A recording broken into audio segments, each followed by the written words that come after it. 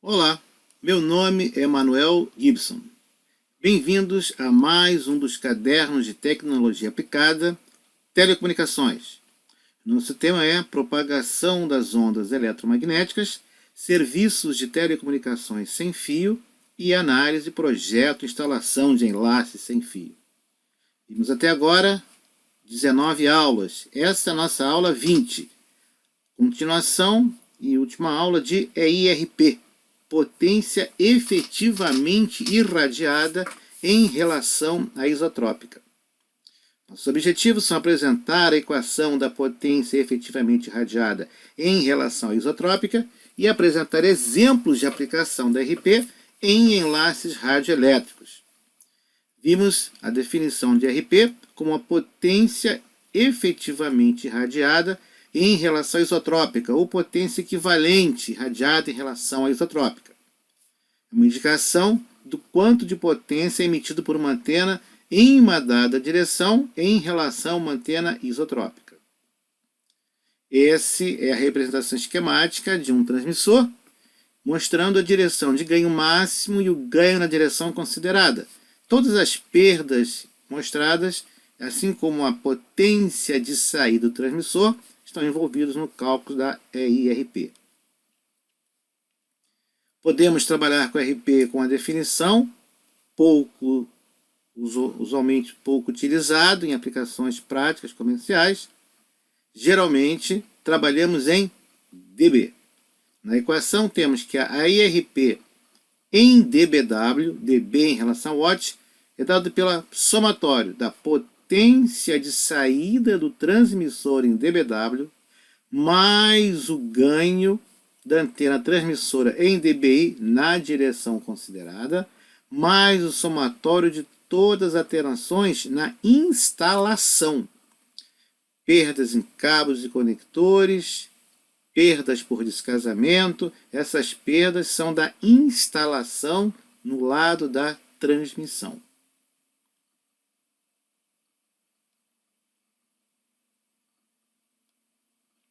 A potência em watts é obtida da potência em dBW pela fórmula mostrada. Vejamos o primeiro exemplo. A EIRP de um sistema de transmissão em uma determinada direção é menos 13 dBW. Estamos interessados em qual o valor dessa potência em watts. Como vimos na aula passada, a representação negativa de potência em dBW é perfeitamente correta. Temos a solução. Menos 13 dBW é simplesmente igual a 50 mW de potência.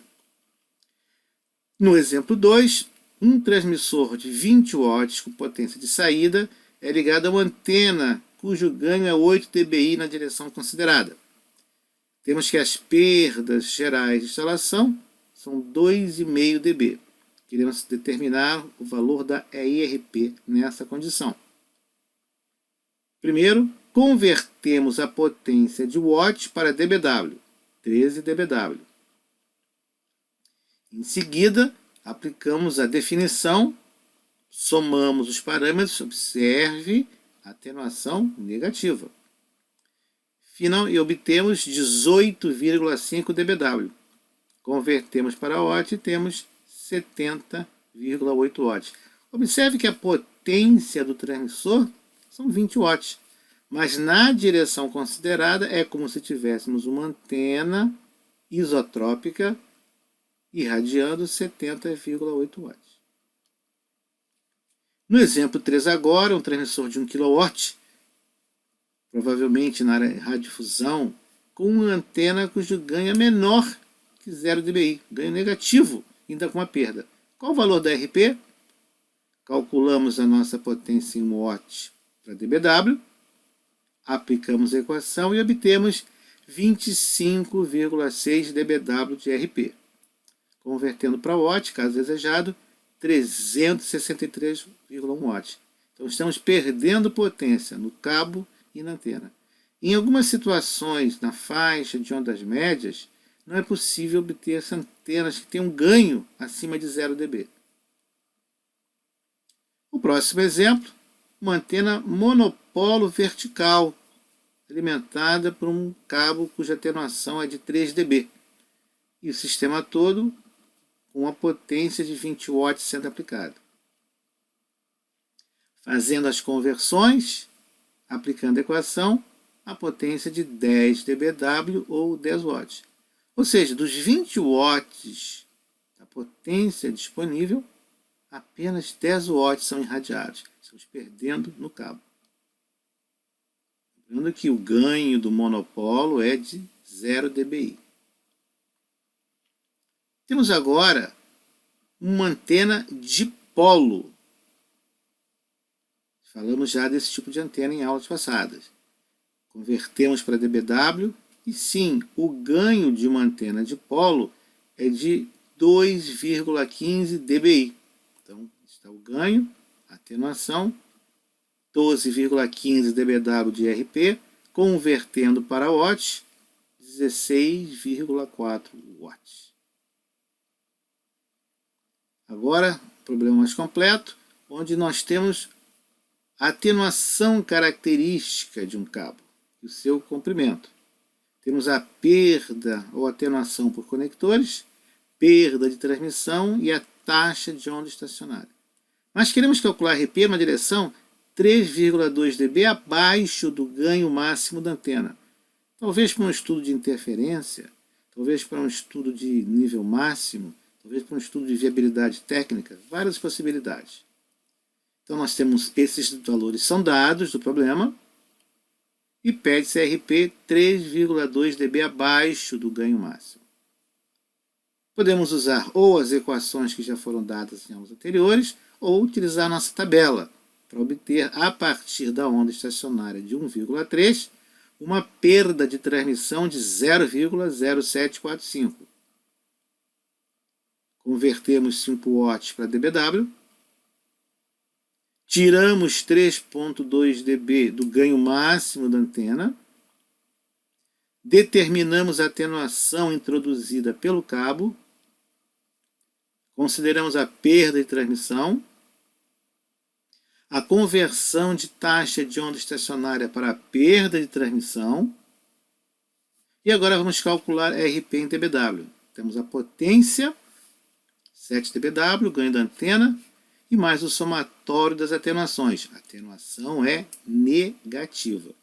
Obtemos o valor em dBW, depois calculamos para watts.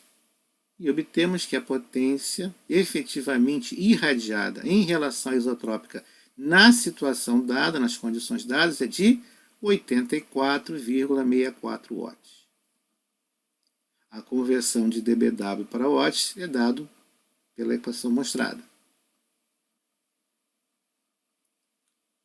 A especificação de cobertura de um satélite para um determinado território é denominado footprint e é mostrado a RP equivalente do satélite.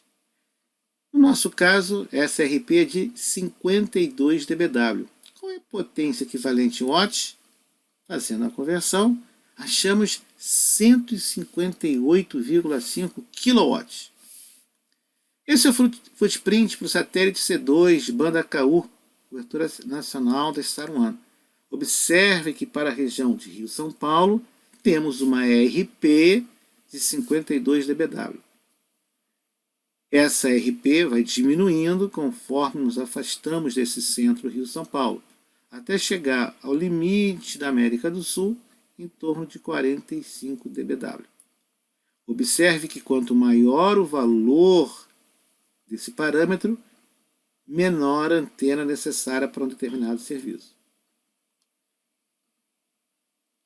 Então, para a região Rio-São Paulo, é como se tivéssemos um transmissor no satélite com mais de 150 kW de potência. Não é possível essa potência em um transmissor. Não há bateria que vai aguentar, não há painel solar que vai fornecer essa energia. Seria inviável. O transmissor tem a potência mais baixa e o ganho obtido pela antena diretiva.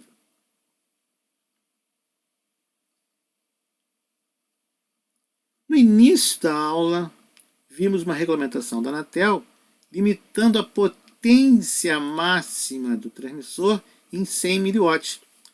E também dizendo que a RP máxima é de 50 dBm. Ora, temos a potência do transmissor. Qual deve ser o ganho máximo da antena que atende à norma? Primeiro vamos converter miliwatt para dBm. 20 dBm. Ora, a potência do transmissor máximo, 20 dBm. A RP no máximo, 50 dBm. Aplicando a equação, considerando uma perda de 0 dB, obtemos então que o ganho máximo da nossa antena é de 30 dBi.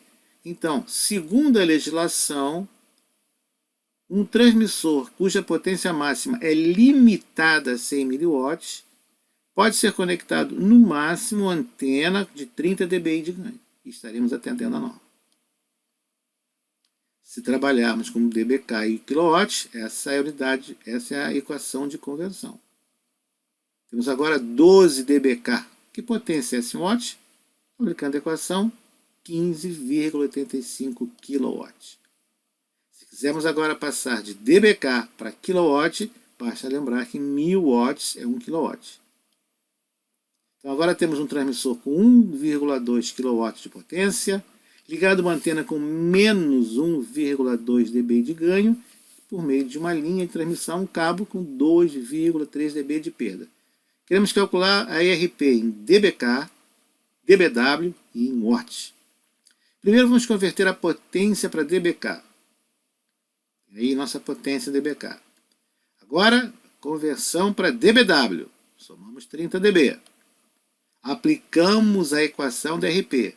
Potência do transmissor, mais o ganho da antena, mais atenuação. Serve os valores negativos. Convertemos para watt, 536 watts. Agora, convertemos para dBk. Só pegarmos o valor em dBw e tirar 30 dB. E assim temos a nossa resposta.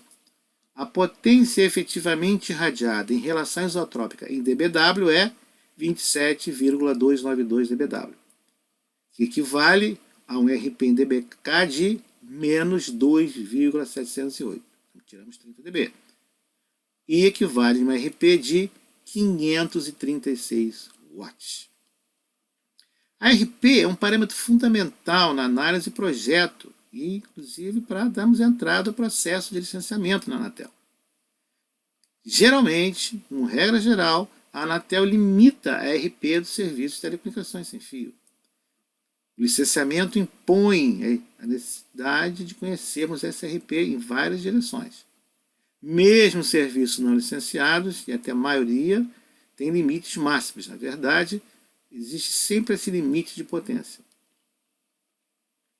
Se formos fazer um laudo de limite de exposição, precisamos conhecer a RP. Se você tem alguma dúvida sobre a operação e aplicação dos parâmetros de descasamento, taxa de onda estacionária, perda de retorno, perda de transmissão, coeficiente de reflexão, tem vídeos no canal abordando o tema. Se você tem alguma dúvida sobre dB, dBm e dBw, procure também no canal, que existem diversos vídeos sobre o assunto.